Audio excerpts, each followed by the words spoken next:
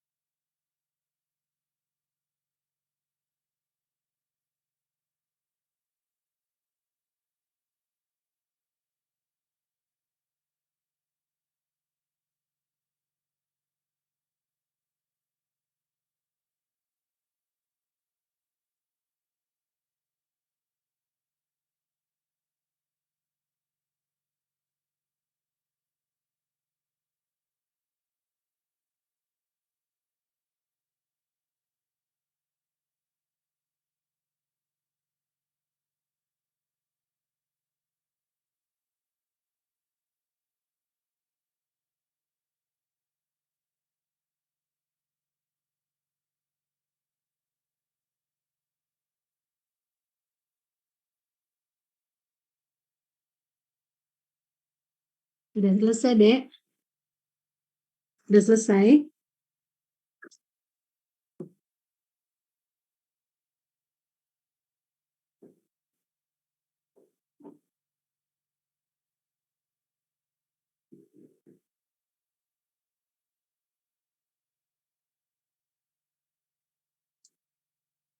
Sudah ya? Sudah selesai ya?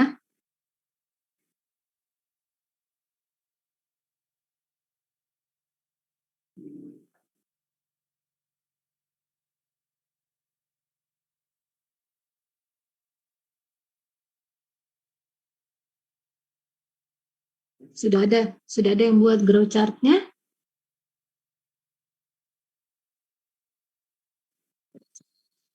Sudah. Jadi yang nomor 1, siapa yang kira-kira bisa? Yang nomor 1.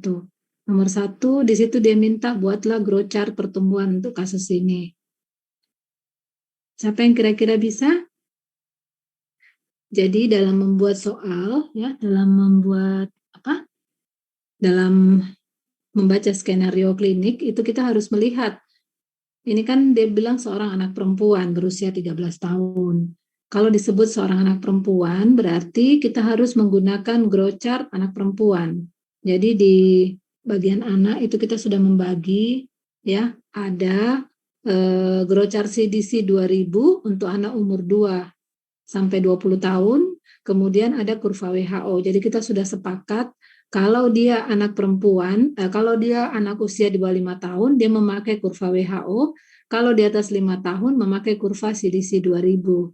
Ya, kalau kita melihat ini adalah anak perempuan, usia 13 tahun, berarti kita menggunakan kurva CDC 2000 untuk anak perempuan. Harus dilihat jenis kelaminnya, jangan menggunakan kurva untuk anak laki-laki. Karena kalau kita menggunakan kurva untuk anak laki-laki, akan berbeda hasilnya, Dek.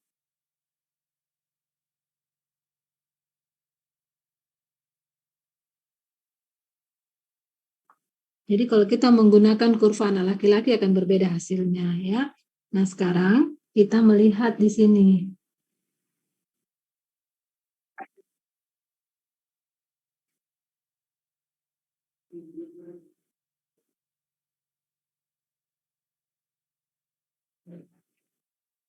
Sekarang kita melihat, saya share screen lagi yang kedua, ya.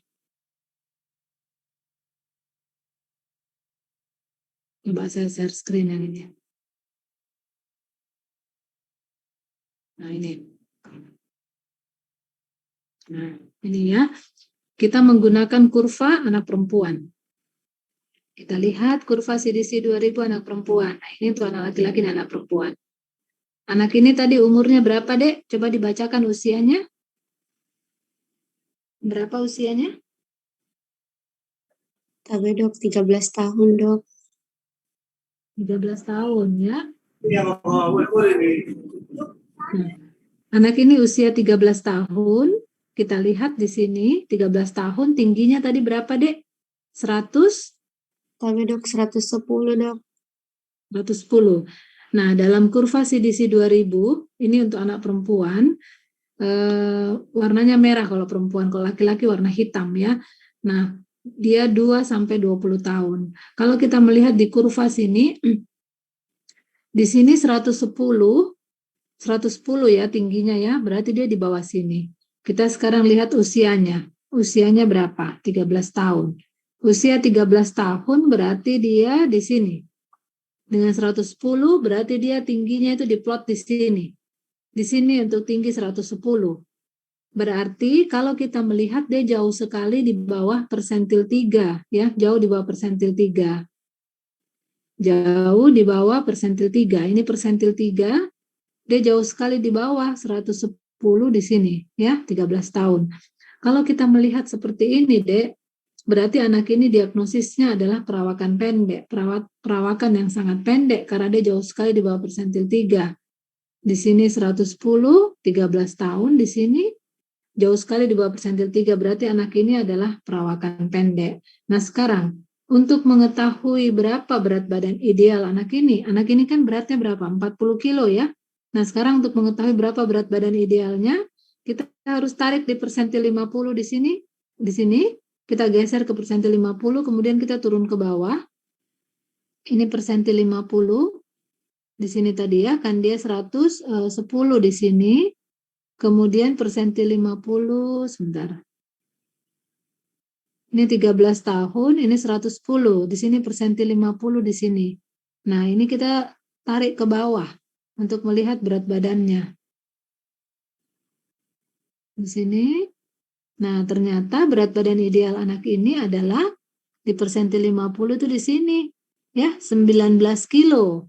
Bayangkan, anak ini umur 13 tahun, beratnya 19 kilo. Padahal berat badan saat ini adalah 40 kilogram.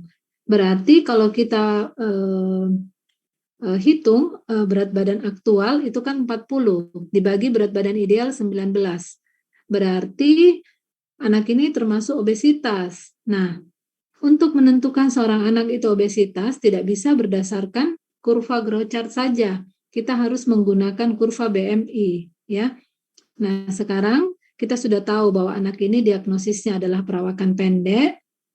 Pemikiran apa yang kita pikirkan kalau anak ini mengalami perawakan pendek? Banyak gangguan hormon yang bisa menyebabkan perawakan pendek pada anak ini, ya. Nah, sekarang kita hitung dulu. Siapa yang bisa hitung BMI? BMI itu adalah berat badan dibagi tinggi badan kuadrat dalam meter. Coba Ade hitung dulu BMI-nya. Berapa BMI anak ini? Karena dia berat badannya itu berat badan aktual 40 dibagi berat badan ideal 19, itu hasilnya 200, di atas 200% ya. Berarti memang obesitas. Tetapi dalam menentukan obesitas harus menggunakan kurva BMI. Saya sudah ajarkan tentang obesitas ya.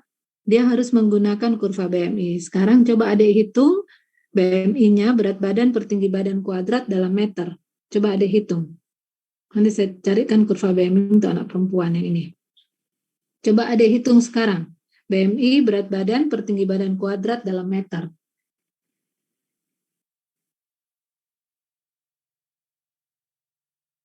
Tapi dok, 33 dok. Berapa? 33 dok, tapi dok. 33. Nah, sekarang Adik plot di sini umur 13 tahun ini dengan BMI-nya 33, kita naik ke atas ini ya.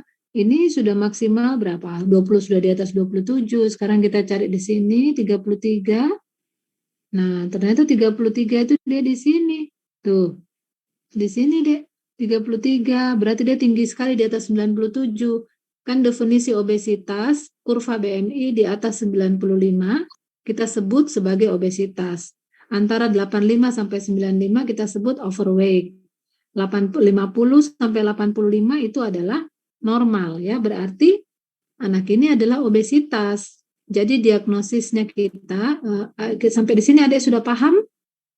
Jadi dalam menentukan obesitas seorang anak tidak bisa berdasarkan hanya kurva growth chart saja, tadi harus dimasukkan di dalam BMI. Kita hitung berat badan per tinggi badan kuadrat dalam meter. Saya sudah jelaskan materinya waktu itu ya. Nah, sekarang saya stop share. Sekarang saya share screen soal tadi. Berarti soal ini tadi buatlah growth chart pertumbuhan untuk kasus ini. Adik sudah bisa buat tadi ya? Sudah tahu caranya buat ya? Iya, sudah paham deh. Ada yang belum mengerti cara buatnya? Ada yang belum mengerti? Sudah paham kira-kira dek? Nih, sudah paham, enggak mengerti, enggak jawab dek. Belum paham atau sudah paham tidak ini?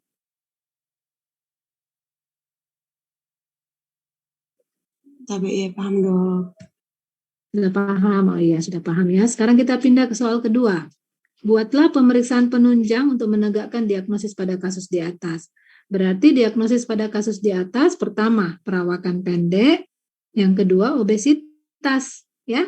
Perawakan pendek obesitas. Sekarang Ade harus membuat pemeriksaan penunjang apa kira-kira mendukung untuk diagnosis seorang anak mengalami perawakan pendek. Pemeriksaan apa yang mau dilakukan? Semua perawakan pendek, yang pertama kita pikirkan kalau anak pendek, gemuk, pikiran kita adalah ke kelainan endokrin. Kelainan endokrinnya itu bisa hipotiroid, ya, bisa hipotiroid ya. Jadi kelainan endokrinnya bisa hipotiroid, kemudian bisa defisiensi hormon pertumbuhan, ya. Tetapi pada kasus ini yang saya jelaskan kan materi saya tidak ada saya jelaskan tentang defisiensi hormon pertumbuhan. Yang ada adalah defisiensi hormon tiroid. Berarti pikiran kita kemungkinan anak ini bisa defisiensi hormon tiroid. Nah, pemeriksaan penunjang untuk anak perawakan pendek yang pertama adalah darah rutin. Adik tulis ya, darah rutin. Terus kemudian urin rutin juga perlu dilakukan karena untuk pengecekan, untuk screening apakah dia ada infeksi saluran kencing yang berulang. Kemudian kalau perlu feses rutin juga kalau ada gangguan konstipasi ya. Boleh kita periksakan. Kemudian karena dia perawakan pendek yang perlu kita lakukan adalah melacak apakah ada gangguan hormon tiroid. Jadi kita memeriksa hormon tiroid FT4 sama TSHS-nya. Terus kemudian karena dia perawakan pendek, kita perlu melakukan pemeriksaan foto tulang untuk melihat apakah umur tulangnya memang lebih muda dari umur sebenarnya. ya. Setelah foto tulang, baru nanti kalau ada hasilnya kita bisa menentukan kira-kira kasus anak ini bagaimana. Kalau perlu, karena dia dengan obesitas, boleh kita lacak marker lipid. Jadi kita lacak kolesterol totalnya bagaimana, trigliseridanya bagaimana. Kenapa kita harus melacak? Karena dia adalah obesitas. Obesitas pada anak dengan perawakan pendek bisa terjadi hiperkolesterolemia akibat gangguan dari apa? Gangguan dari hormon tiroidnya. Ya, jadi kalau anak dengan hipotiroid, efek samping yang komplikasi yang terjadi bisa menyebabkan hiperkolesterolemia. Pada saat hormon tiroid kita berikan atau kita obati dengan hormon tiroid, hiperkolesterolemianya akan kembali normal. Jadi kita bisa memeriksa kadar kolesterol totalnya.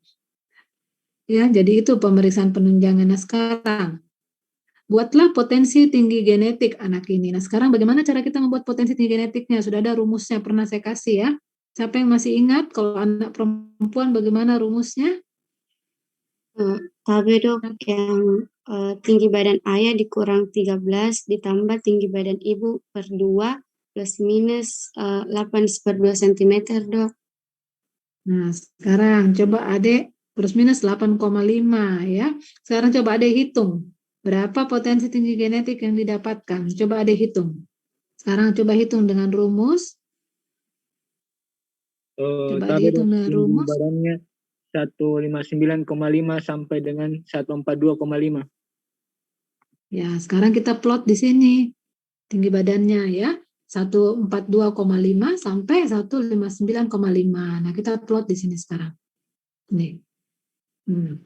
Anak ini anak perempuan dengan potensi tinggi genetik 142,5, berarti di sini kita lihat di sini 140, 141, 142. Berarti dia 142,5 sampai 159,5. Berarti ini potensi tinggi genetik anak ini ya. Kita lihat potensi tinggi genetiknya berada di antara berapa kotak ini? 1, 2, 3, 4, 5, 6, 7. Berada di 7, 8. Berada di 8 kotak di bawah persentil 3. Padahal kalau kita lihat tinggi anak ini, tingginya itu berapa kotak besar? 1, 2, 3, 4, 5, 6, 6. 6,4 ya. 6 kali 5 berapa? 30. Berarti 34 di bawah, 34 kotak kecil di bawah persentil 3. Padahal potensi tinggi genetiknya batas minimalnya 8 kotak di bawah persentil 3. Berarti anak ini ada gangguan. Idealnya, normalnya, tinggi seorang anak itu harus berada di dalam range potensi tinggi genetik orang tuanya. Jadi kalau range potensi tinggi genetik orang tuanya berada di antara 142,5 159, artinya kalau dia perawat di bawah berarti dalam range potensi tinggi genetik orang tuanya, karena dia tidak lebih jauh dari batas minimal potensi tinggi genetik orang tuanya. Tapi ternyata ini dia sudah 34 di bawah persentil 3, berarti anak ini ada gangguan ya. Gangguan yang bisa menyebabkan seperti itu adalah defisiensi hormon tiroid dan defisiensi hormon pertumbuhan. Tapi karena adik tidak mendapatkan materi tentang hormon pertumbuhan, jadi saya tekankan di sini adalah kemungkinan anak ini mengalami defisiensi hormon tiroid. Tadi kan sudah dilacak di pemeriksaan penunjangnya, jadi kita lakukan pemeriksaan. Kalau dia ada kelainan, kita langsung obati dengan pemberian hormon tiroid ya. Sampai sini adik mengerti? Sampai sini kira-kira adik mengerti, Dek?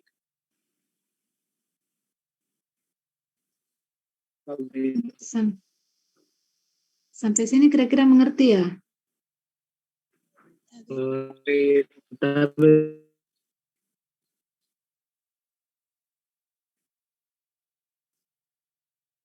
Kira-kira sampai sini mengerti, Dek?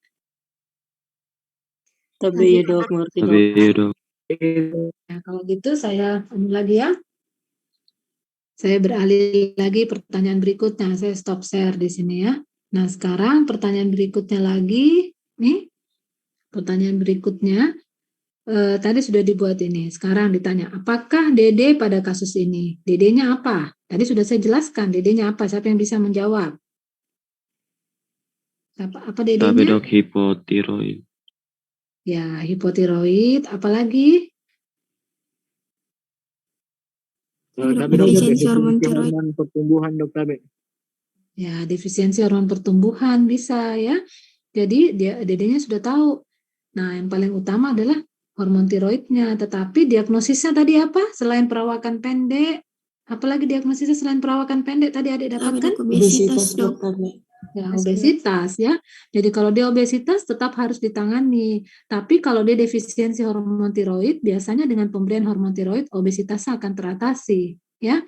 Nah, sekarang lakukan edukasi pada kasus di atas. Apa edukasi yang adik harus berikan pada kasus ini?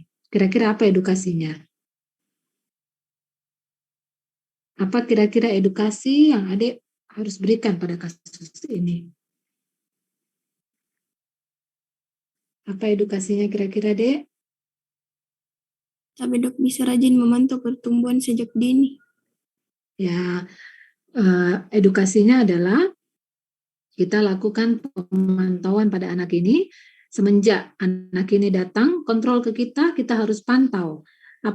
Kita harus menunggu hasil laboratorium, kemudian kalau kita sudah dapatkan, kita harus segera mengobati hasil laboratorium yang mengalami gangguan, segera kita tangani, kita obati ya, jangan dibiarkan.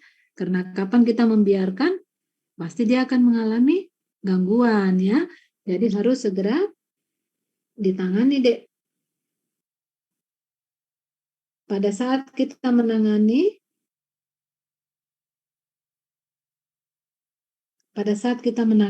kita sudah harus memikirkan bahwa pada kasus ini harus ditangani karena kalau tidak dia akan makin anaknya tidak tertangani tingginya, anaknya akan tetap mengalami obesitas. Kita tahu bahwa kalau anak mengalami defisiensi hormon tiroid, dia akan terjadi hiperkolesterolemia. Hiperkolesterolemia sama dengan kasus sindrom metabolik. Dia akan mengalami gangguan di jantung, kemudian jantungnya bisa berakibat fatal ya, jadi bisa menyebabkan penyakit jantung koroner akibat hiperkolesterolemia karena obesitas yang tidak tertangani. Dengan kita memberikan dengan kita memberikan hormon tiroid, obesitas akan teratasi, kadar kolesterol yang tinggi juga akan teratasi. Jadi walaupun dia perawakan pendek dengan obesitas, tetap kita harus kita harus melakukan pemeriksaan untuk obesitasnya dengan pemeriksaan marker lipid. Jadi kita memeriksa kolesterolnya, trigliseridanya. Kalau dia mengalami gangguan dan penyebabnya adalah hipotiroidnya saja yang ditangani, Dek. Dengan menangani hipotiroid dia akan teratasi ya. Jadi kadar kolesterolnya itu akan turun secara perlahan ya. Begitu ya, Dek ya. Nah, sekarang ini kasus yang pertama, kira-kira sudah paham, Dek? Cara pembuatan grow chart-nya sudah paham ya? Sudah ya? Sudah? Iya dok. Ya, sudah. Sekarang kita beralih ke kasus kedua ya. Kasus kedua. Sekarang kasus kedua, coba adik baca. Kasus keduanya ini.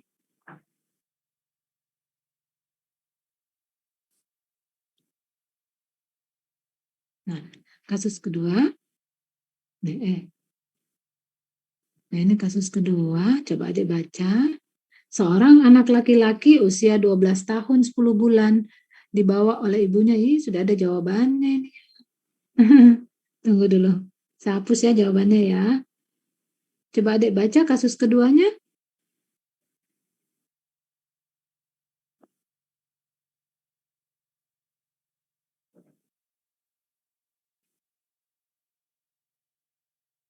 Coba dibaca kasus keduanya, seorang anak laki-laki usia 12 tahun dibawa ibunya ke poliklinik umum rumah sakit dengan keluhan berat badan menurun sejak 2 bulan terakhir. Banyak makan, banyak minum, dan sering buang air kecil. Pada pemeriksaan fisik didapatkan berat badannya 16 kg, ya. Tinggi badan 120 cm. Nampak ada iga gambang. Kalau ada iga gambang, pikiran kita anak ini adalah gizi buruk ya. Anak ini gizi buruk dengan umur 12 tahun, tinggi berat badan cuma 116 kilo, tinggi badan 120 cm. Nah, sekarang apakah diagnosis yang paling mungkin pada kasus ini? Dengan kadar laboratorium gula darah 380 dan HbA1c-nya 11. Apa kira-kira diagnosis yang paling mungkin pada kasus ini? Ya. Nah, sekarang Siapa yang bisa jawab? Mau langsung jawab atau dikasih waktu lagi 5 menit? Tapi ini sudah mau Jumat ya. Coba Ade langsung jawab aja ya. Jadi apa kira-kira diagnosis yang paling mungkin pada kasus ini, Dek? Tapi dok, diabetes mellitus dari pemeriksaan laboratorium, Ya, gula dari darahnya pemeriksaan dan laboratorium. HbA1c-nya tinggi sekali dok. Ya, kalau HbA1c seperti ini, Dek, berarti kadar gula darah dalam 3 bulan sebelumnya pasti tinggi. Nah, kalau gula darah dalam 3 bulan sebelumnya tinggi, berarti dia sudah terpapar dengan kondisi hiperglikemi yang cukup lama. Ya, berarti sudah ada gangguan hiperglikemi kronik yang berlangsung pada anak ini. Nah, sekarang kita melihat anak ini itu 120 cm. Bagaimana kira-kira tingginya? Apakah anak ini perawakan pendek atau tidak? Nah, kita sekarang menggunakan kurva growth chart ya. Coba Adik masukkan lagi di kurva growth chart di sini. Ini dia untuk anak laki-laki. Untuk anak laki-laki kita harus menggunakan kurva sesuai dengan jenis kelamin. Ini untuk anak laki-laki. Coba Adik plot di sini. Umurnya 12 tahun 10 bulan, tingginya berapa? 12 tahun 10 bulan, tingginya tadi berapa? 120 cm ya. Tinggi 120 cm, kita boleh menarik dari bawah, boleh menarik dari atas ini. Tinggi 120 cm sama ya. Di bawah persentil 3. Artinya apa kalau di bawah persentil 3? Diagnosis anak ini apa, Dek? Tapi dok, perawakan pendek dok. Nah, perawakan pendek. Sekarang kita tarik dari persentil dari 120 untuk menentukan berat badan idealnya bagaimana. Nah, anak ini beratnya cuma 16 kilo. Sekarang kita tarik ke persentil 50 sebelah kiri di sini, kemudian kita plot ke bawah. Berapa berat badan idealnya? Kita tarik ke bawah di sini. Kita lihat ya. Nah, di sini ternyata berat badan idealnya adalah 22,5. Anggaplah 22 berat badan idealnya. Coba Adik bagi. Berat badan aktual 16 dibagi berat badan ideal, ya.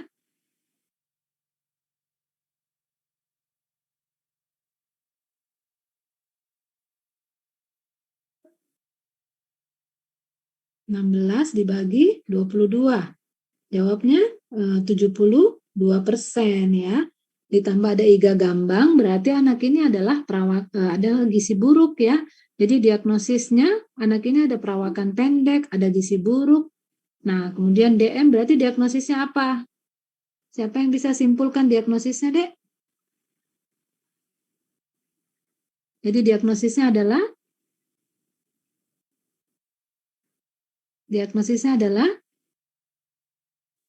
Tapi dok, diabetes mellitus. Ya, diabetes mellitus, Adik belum bisa tentukan tipe 1 atau tipe 2.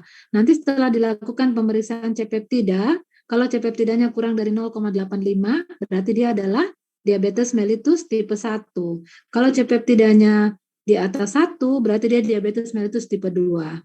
Nah, sekarang selain diabetes mellitus, diagnosis kedua apa lagi? Apalagi diagnosis keduanya? Tapi dok, gizi buruk dok. Gizi buruk ya. Gizi buruk karena ada iga gambang. Terus diagnosis ketiganya apa? Yang tadi kita sudah ukur? Tapi dok, perawakan pendek. Perawakan pendek dok. Ya, perawakan pendek. Jadi dalam menulis diagnosis harus lengkap ya Dek ya, karena nanti Adek jadi dokter umum. Supaya Adek tahu sekarang pemeriksaan yang perlu dilakukan. Kalau dia ada perawakan pendek, ada DM, pemeriksaan yang perlu dilakukan semua kalau diminta pemeriksaan, tolong periksa darah rutin, kemudian urin rutin, kalau perlu feses rutin untuk menyingkirkan penyebab penyakit infeksi sistemik. Setelah itu kita periksakan, kalau dia perawakan pendek, kita memeriksakan sama ya, memeriksakan hormon tiroidnya, FT4 dan TSH. Kemudian kita periksakan karena dia adalah gizi buruk, kita periksakan juga semuanya fungsi hati, fungsi ginjal, kadar albumin, protein, albumin, globulin kita periksa kalau dia dengan gizi buruk. Kemudian karena dia dengan kadar gula darah yang tinggi dengan DM, jangan lupa periksakan urin juga tadi sudah disebutkan ya untuk mencari apakah ada glukosa di urinnya dan benda keton. Terus jangan lupa juga memeriksakan apa? Memeriksakan ininya Dek. apalagi namanya C-peptidanya, ya, memeriksa C-peptida untuk mengetahui apakah anak ini DM tipe 1 atau tipe 2. Nah, sekarang setelah adik memeriksa laboratorium, terapi apa yang diperlukan pada kasus ini? Terapi apa yang akan diberikan pada kasus ini?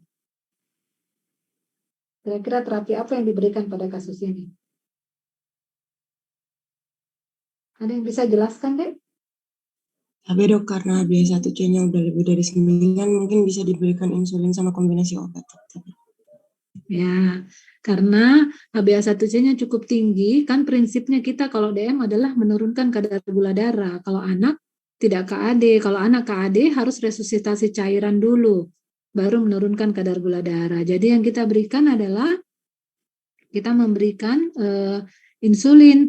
Insulin pada anak kita memberikan basal bolus karena kita mengikuti pola fisiologis. Jadi pemberian insulin basal bisa pagi atau malam hari secara subkutan, ya. Insulin bolus sebelum makan pagi, sebelum makan siang, dan sebelum makan malam. Dosisnya adalah 0,5 sampai 1 unit per kilogram berat badan per hari subkutan. Kalau dia mengalami komplikasi KAD, dosisnya lebih kecil, ya. 0,05 sampai 0,1 unit per kilogram berat badan per jam, ya, per jam dosisnya, ya. Terus kemudian harus dilarutkan insulinnya di dalam NaCl dengan perbandingan 1:10. Jadi diberikan NaCl 1:10, ya. Jadi jangan langsung diberikan IV, harus dilarutkan dalam NaCl.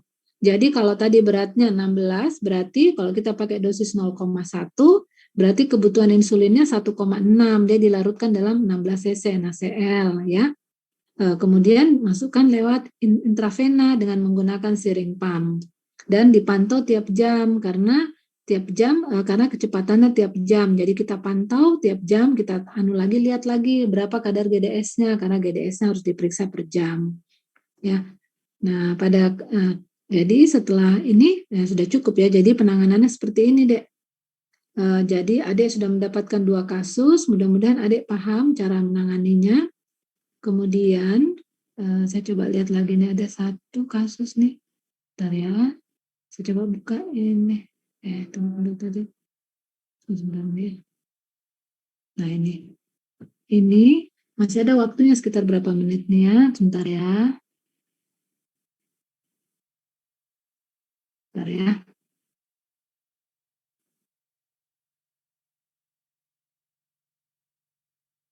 Tunggu sebentar ya. Ini saya ambil dulu kasus dari sini. Masih ada waktu sekitar 5 menit ya. Saya lihat adik kasus saja, contoh kasus.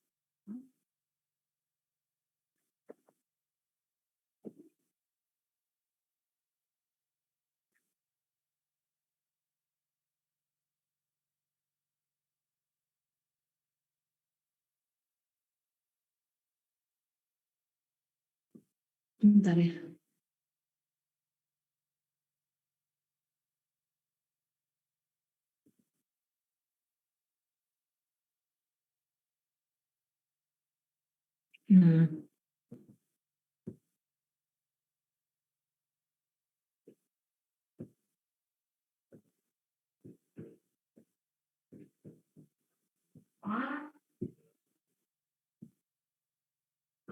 Ini ada ya. Ini adalah ini adalah kasus-kasus endokrin yang saya kumpulkan, tapi saya kumpulkan hanya beberapa tahun yang lalu, ya. Kemudian saya tidak pernah lagi kumpulkan lagi. Nah, pada pasien ini terlihat, Kak, terlihat. Tapi iya dok. Terlihat. Ya. Nah, ini adalah anak, ini tadi yang saya mau jelaskan, ini adalah anak hipotiroid, usianya sudah 20 tahun anak ini, tapi dia tidak mendapat pengobatan yang adekuat karena dia tinggal di daerah yang sangat terpencil, di suatu daerah di Makassar. Kalau kita lihat wajahnya khas sekali, fasies hipotiroidnya jelas sekali, ya, ada makroglosi, ya, jarak kedua mata jauh, ada puffy face, mukanya sembab, ya, terus kemudian ini seperti begini, rambutnya itu berguguran, ya, karena dia tidak ada hormon tiroid. Hormon tiroidnya sangat rendah. Anak ini usia 20 tahun dengan tingginya cuma 60 cm. Jadi selama hidupnya dia digendong sama ibunya karena dia ada mengalami global delay. Ini kalau terlambat kita obati, terlambat kita deteksi bahwa ini adalah hipotiroid ya. Nah, ini adalah kasus seorang anak perempuan yang dia mengalami udem pada mata. Tidak ada yang menyangka bahwa ini anak adalah DM ya. Jadi dia sudah dengan komplikasi datang dengan gagal ginjal ya, dengan udem. Ternyata setelah ditangani dia adalah penderita DM ya. Nah, ini juga penderita DM dengan gizi buruk. Nah, ini adalah satu kasus anak yang dirujuk dari daerah. Saya cuma lihatkan gambarnya karena kan tidak boleh kita memberikan pasien ya, kita cuma sebagai ilmu saja ya. Jadi anak ini dirujuk dari daerah karena dianggap perempuan tapi klitorisnya membesar seperti begini. Ini adalah salah satu contoh pubertas precox perifer oleh karena adanya gangguan di kelenjar adrenalnya. Jadi dia anak perempuan usia 3 tahun 9 bulan dirujuk. Orang tuanya mengeluh karena klitoris anaknya makin besar dan tumbuh bulu-bulu halus. Jadi dia ini adalah salah satu contoh pubertas precox perifer. Setelah itu kita obati dengan pemberian kortikosteroid ya, kita dengan memberikan kortison, hidrokortison untuk supaya ininya tidak makin berkembang. Nanti pada saat dia usia dewasa, dia akan menikah, baru dilakukan operasi vaginoplasti, kemudian ininya dioperasi supaya klitorisnya tidak panjang seperti penis ya. Nah, kalau yang ini adalah kasus pubertas precox perifer yang ditemukan sejak dini. Anak ini umur 3 bulan ditemukan penisnya mirip dengan klitorisnya mirip dengan penis. Jadi dia membesar, tapi di sini tidak terlalu terlihat jelas. Nah, anak ini yang tipe yang berat, tipe salt wasting. Jadi dia sering mengalami dehidrasi dengan diare dengan muntah-muntah ya. Kalau yang kasus yang ini dia ditemukan usia 3 tahun 9 bulan, tapi dia kasus yang ringan, hanya virilisasi. Jadi dia tidak mengalami dehidrasi, tidak syok. Kalau yang ini sering keluar masuk rumah sakit dengan dehidrasi dan syok ya, karena dia tipe salt wasting, tipe yang berat. Nah, ini satu contoh lagi pubertas precox perifer yang sama dengan yang tadi, tetapi dia dibesarkan sebagai laki-laki ya. Umurnya sekitar 3 tahun. Kalau yang tadi memang perempuan. Kalau yang ini tadi memang perempuan. Nah, yang ini dia dibesarkan sebagai laki-laki. Kalau yang tadi dibesarkan sebagai perempuan karena kulitnya lebih halus. Dia dengan muncul jerawat sama kulit jadi hitam. Ternyata pada saat perjalanan penyakit dibawa ke Jakarta. Di Jakarta baru terlacak bahwa sebenarnya dia adalah perempuan, bukan laki-laki ya. Kalau kita lihat wajahnya memang kayak laki-laki dan dia memang hobinya main sepak bola dan kadar testosteronnya cukup tinggi. Ya, seperti anak laki-laki yang sudah puber padahal umurnya baru 3 tahun. Tapi kalau kita lihat jerawatnya sebenarnya dia seperti sudah puber. Nah, kemudian ternyata seperti begini, ini kayak penis, tapi tidak ada testis dan lobang vaginanya itu tidak ada ya. Jadi dia lobang vaginanya hanya berupa titik begini. Ya, jadi dia pipisnya dari sini, bukan dari ujung sini.